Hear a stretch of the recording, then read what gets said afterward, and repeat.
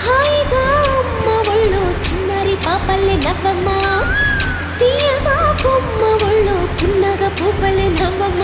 హరి విల్లుగా నవ్వుతూ ఉంటే ఎండలో వెన్నెల కాయదా, చిరు చిల్లుగా నవ్వుతూ ఉంటే కొండైన వాగల్లె పొంగదా, నూను మెత్తగా నవ్వుతూ ఉంటే ముల్లైన పువ్వలే తాకదా, తొలి పొద్దుగా నవ్వుతూ ఉంటే రాయైన రత్నంగా మారదా.